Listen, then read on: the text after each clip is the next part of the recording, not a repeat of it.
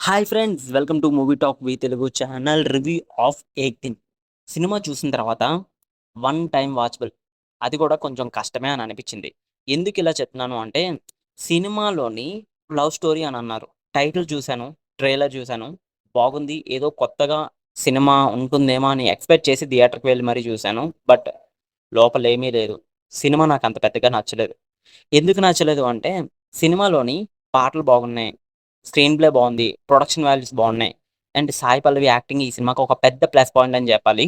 Love story ఈ సినిమాకి అంత పెద్దగా వర్కౌట్ అవ్వలేదు. ట్రైలర్‌లోనే సినిమా మనకి అర్థమైపోతుంది. అసలు ఏం జరగబోతుంది? ముందు సీన్ ఏం జరగబోతుంది? ఆ తర్వాత వచ్చే సీన్ ఏం జరగబోతుందని. అలాంటిది సినిమాలోని లవ్ స్టోరీస్ అయినా సరిగ్గా హ్యాండిల్ చేయాలి గదా!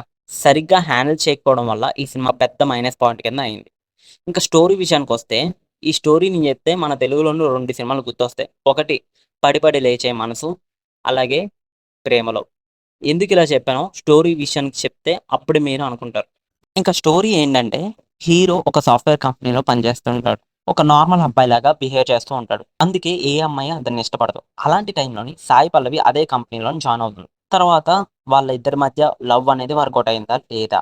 తర్వాత కంపెనీ ఒక ట్రిప్‌లోని తన లవ్‌ని ప్రపోజ్ చేద్దాం అనుకుంటాడు హీరో హీరోయిన్‌కి. మరి చేసాడా? లేదా?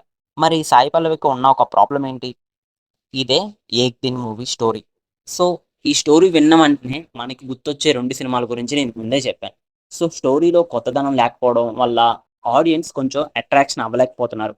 సినిమాలోని జపాన్ లొకేషన్స్ కానీ, ప్రొడక్షన్ వాల్యూస్ కానీ, స్క్రీన్ ప్లే గానీ, ఎమోషనల్ సీన్స్ కానీ, డైలాగ్స్ కానీ బాగా వర్కౌట్ అయ్యాయి. అందుకనే ఈ సినిమా వన్ టైమ్ వాచబుల్ అని చెప్తున్నాను. ఎనీవే ఓవరాల్‌గా ఈ సినిమా రివ్యూ చెప్పాలంటే ఫస్ట్ హాఫ్ కొంచెం స్లోగా వెళ్తుంది. సెకండ్ హాఫ్ పర్వాలేదు బాగుంది. స్క్రీన్ ప్లే బాగుంది. ప్రొడక్షన్ వాల్యూస్ బాగున్నాయి. యాక్టర్స్ వాళ్ళ పెర్ఫార్మన్స్ అయితే వాళ్ళు బెస్ట్‌నే ఇచ్చారు.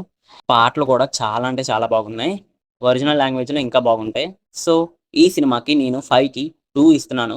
'ఏక్ దిన్' సినిమా చూడకపోతే సినిమా చూసిన తర్వాత మీ ఒపీనియన్‌ని కామెంట్‌లో పెట్టండి.